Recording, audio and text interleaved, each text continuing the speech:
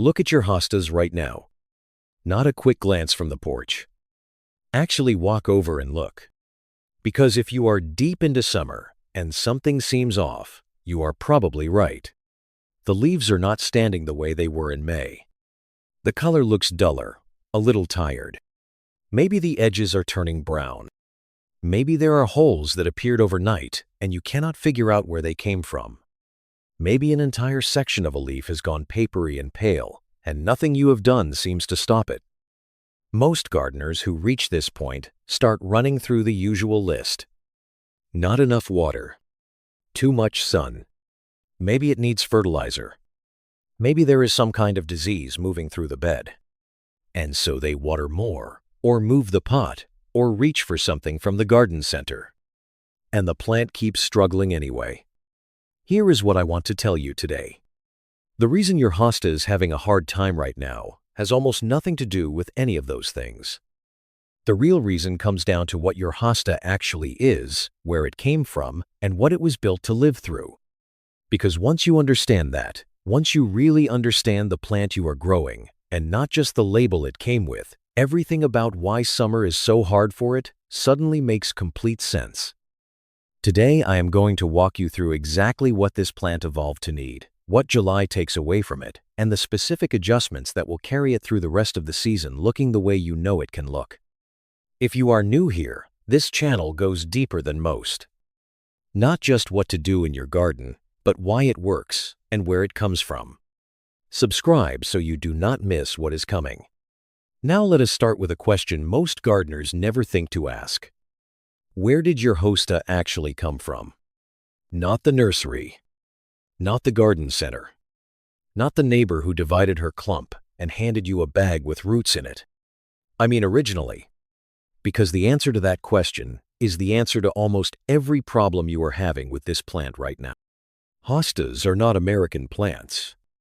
They are not European plants either. The entire genus originated in the temperate forests of Eastern Asia, primarily in China, Korea, Japan, and the Russian Far East. Not just anywhere in those countries. In the understory. The shaded forest floor beneath a canopy of deciduous trees that filtered every ray of sunlight before it reached the ground below. The most primitive species, Hosta plantaginea, still grows wild in the mountain forests of central China today, exactly where it has grown for millions of years. Chinese documents from the Han Dynasty, dating back to around 206 BC, already recorded this plant. It was not until the 1830s that an American named Thomas Hogg, working for the United States government in Japan, sent hosta plants back to a nursery in New York. That is how recently this ancient forest plant arrived in American gardens. In that original forest home, your hosta never experienced direct afternoon sunlight. It never sat in soil that dried out to 4 inches down. It never had its roots baking inside a dark container on a concrete patio. It evolved over millions of years in cool, moist, filtered conditions, with rich soil and a canopy overhead that managed the light so the plant never had to. Every single thing that goes wrong with a hosta in July is a version of the same story. The forest is gone, and the plant is feeling it. Once you see your hosta that way, not as a shade perennial you bought on sale, but as an ancient woodland plant a long way from home, everything else we are going to talk about today will make a different kind of sense. Now, let us talk about what July is actually doing to your hosta. Between noon and 4 in the afternoon, sunlight intensity does not just increase. It becomes a completely different kind of light. The angle is higher, the heat is more direct, and for a plant that evolved beneath a forest canopy where gentle filtered light was all it ever knew, those 4 hours are the most dangerous part of the entire growing season. When temperatures push above 95 degrees Fahrenheit, something shifts inside the hosta. The plant detects that conditions have moved beyond what it was built to handle, and it begins shutting down. Growth stops. Energy that was going into producing beautiful foliage gets redirected toward basic survival. Most people never realize this is happening because the signs do not always show up immediately. Here is the part that should make every hosta gardener pay attention. The damage that July heat creates is often invisible for weeks. There is a great deal happening inside the plant tissue that you cannot see from the outside. The full impact of a hard summer frequently does not reveal itself until the following spring, when you notice smaller leaves, fewer eyes emerging from the crown, or less vigorous growth than you expected. The stress your plant experiences today can quietly shape what you see next May. That is why managing July well is not just about keeping the plant looking good right now. It is about protecting next year before it even starts. When a hosta leaf does show visible heat damage, it shows it fast. In susceptible varieties, a combination of sudden, intense heat and low humidity can damage leaf tissue in less than a single day. What you see is a pale white line forming along the leaf margin, separating healthy green tissue from edges that begin to curl, crisp, and brown. That tissue is permanently gone. No amount of water will bring it back. No fertilizer will repair those cells. The moment you understand that burned leaves are a record of the past and not a problem you can solve in the present, you stop wasting time on the wrong things. Walk out into your garden today around 1 or 2 in the afternoon and watch where the light falls. That observation alone will tell you more about why your plant is struggling than anything else you could do. Now I want to tell you about one specific group of hostas that is quietly losing something precious during these exact same hours, something most gardeners never realize is happening until the color they loved is simply gone. If you grow blue hostas, varieties like Halcyon or Big Daddy or Blue Mouse Ears, you have probably noticed that by midsummer the color looks different. Less blue, more green. Here is the science behind it. Blue hostas are not actually blue. There is no blue pigment anywhere in the leaf. What you are seeing is an optical illusion created by a layer of waxy crystals coating the surface of the leaf. That coating refracts light in a way that makes the underlying green leaf appear blue, the same way wax on a plum or a grape gives it that dusty, silvery appearance. The blue you love is entirely the wax. And when that wax is gone, so is the color. Research has confirmed that as light intensity increases beyond a certain threshold, that waxy coating begins to break down. A classic variety like Halcyon can lose around 30% of its blue tone by late July in warmer growing zones. A larger variety, like Big Daddy, which has an unusually thick wax layer, holds 70 to 80% of its spring color into early August under moderate conditions. The difference is almost entirely about how much direct light reaches the leaf during the hottest part of the day. Blue hostas deserve the shadiest location in your entire garden, not because they are weaker, but because what makes them beautiful is also what makes them vulnerable. Protect the wax, and you protect the color. Now let us talk about water, because this is where even experienced gardeners make a mistake that feels completely logical in the moment and quietly creates weaker plants all season long. When your hosta looks tired on a hot July morning, the instinct is immediate. Grab the hose. Give it a drink. Come back tomorrow and do it again. But here is what is actually happening beneath the soil. Roots grow where moisture is. If you are wetting only the top inch or 2 of soil every evening, the roots of your hosta have no reason to go deeper. They stay near the surface. And surface roots are the most vulnerable roots in your entire garden. They are the first to dry out during a heat wave. The moment you miss a day during a stretch of 90-degree heat, the plant collapses fast. Established hostas need around 1 inch of water per week, delivered in 1 or 2 deep soaking sessions rather than a little every day. Water slowly, let it penetrate well below the surface, then leave it alone until the soil actually needs it again. The way to know when that is has nothing to do with the calendar. Instead, push your finger 3 to 4 inches into the soil beside the plant. If it is dry at that depth, water. If it is still cool and slightly damp, walk away. That one small habit eliminates almost all the guesswork. And remember that your garden is not one environment. A hosta beneath a mature oak competes with a tree that has been building its root system for decades. A hosta under a roof overhang stays completely dry even after heavy rain because the roofline diverts every drop away from it. Hostas near driveways and concrete foundations face radiated heat that dramatically increases their water demand. Every one of those locations is a different world, and each one needs to be read on its own terms. Container hostas face a separate challenge entirely. The walls of a dark pot absorb sunlight all day, and that heat transfers directly into the root ball long before the leaves show any visible symptoms. Many gardeners think they are seeing drought stress when what the plant actually needs is a cooler root environment. Grouping containers together so they shade one another helps. Placing a smaller dark pot inside a larger light-colored planter creates an insulating air gap between them. Even moving a container a few feet into deeper shade during the hottest stretch of summer can make a remarkable difference.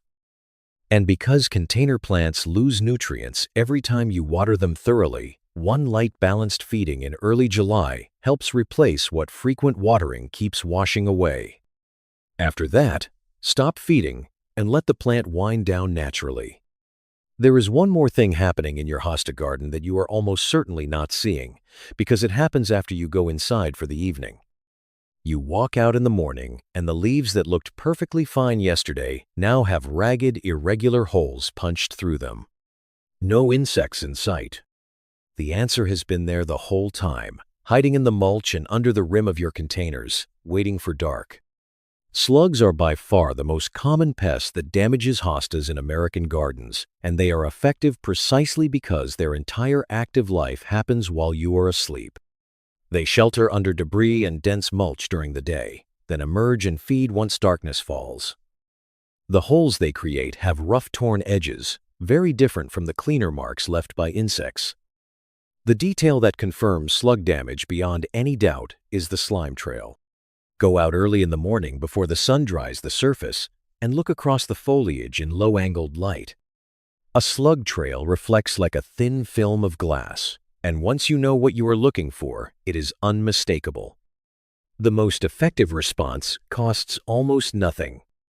Go outside about an hour after sunset with a flashlight, inspect your hostas carefully, and handpick every slug you find, dropping them into a bucket of soapy water.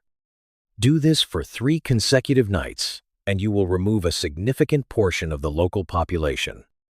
Reduce hiding places by clearing debris, lifting old boards, and thinning dense vegetation around the base of your plants. Iron phosphate pellets scattered around the bed are very safe around pets and wildlife and break down naturally over time. For containers, a strip of copper tape around the rim creates a barrier slugs are reluctant to cross.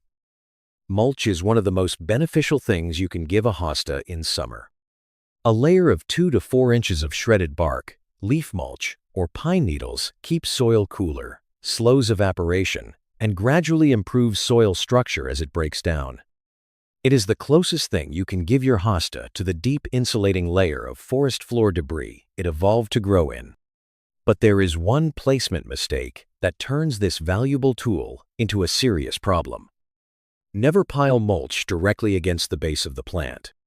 The crown needs air circulation and needs to stay relatively dry. When mulch is pushed right against it, moisture becomes trapped, airflow disappears, and conditions become ideal for fungal pathogens to take hold at the most vulnerable point of the entire plant. Always leave 2 to 3 inches of bare soil around the center. Cover the roots generously. Leave the crown exposed. On the fertilizer side, stop fertilizing hostas growing in the ground by the end of July. Nitrogen pushed late in summer produces soft, tender growth that does not have time to harden before cold arrives. Container hostas can receive one final light feeding in early July, then stop. And if you applied a slow-release granular fertilizer in spring, remember that heat accelerates the release of those nutrients, so the plant may still be well fed without any help from you. There are 2 warning signs worth knowing before we close. The first is foliar nematodes. These microscopic organisms travel through films of water on leaf surfaces and create a damage pattern unlike anything else. You will see yellow or brown streaks running in straight lines between the leaf veins, following the internal structure of the leaf precisely. If you notice that pattern, remove the affected leaves immediately, dispose of them in the household trash, and switch strictly to watering the soil only from that point forward. The second warning sign is Hosta virus X. This virus does not create ordinary yellowing. Instead, you will notice unusual ink-like patterns on the leaf surface, as though watercolor has bled irregularly through the tissue. Sometimes the foliage becomes puckered or distorted. There is no cure. A plant showing these symptoms needs to be removed completely and disposed of with household waste. Every tool that touched the infected plant needs to be disinfected before going near another hosta. Soaking tools in undiluted 3% hydrogen peroxide is a simple and effective method. The gardeners whose hostas look extraordinary every July are not reacting to problems. They are designing conditions where those problems rarely develop in the first place. Use taller perennials and shrubs positioned to the south and west of your hostas to intercept harsh afternoon light before it reaches the leaves. Combine hostas with companions like ferns and astilbe that share the same moisture and light preferences, creating a layered planting that holds humidity and shades the soil naturally. Choose thick-leaved, heavily textured varieties like Sum and Substance for difficult spots. Save your thin-leaved and heavily variegated varieties with large areas of white for your most protected locations because white leaf tissue contains very little of the green pigment that drives photosynthesis and burns faster than any other part of the plant. Everything we covered today comes back to the same idea we started with. Your hosta is not a generic shade plant. It is an ancient woodland organism with a specific evolutionary history and very specific needs.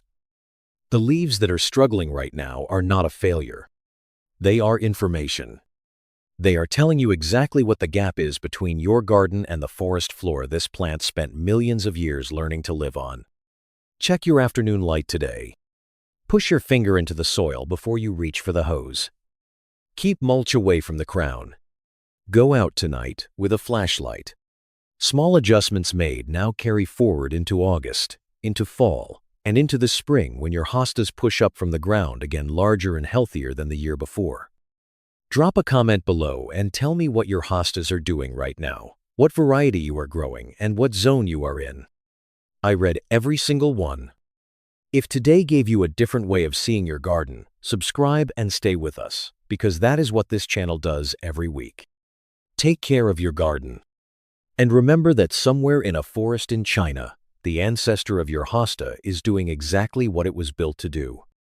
Give yours something close to that, and it will do the same.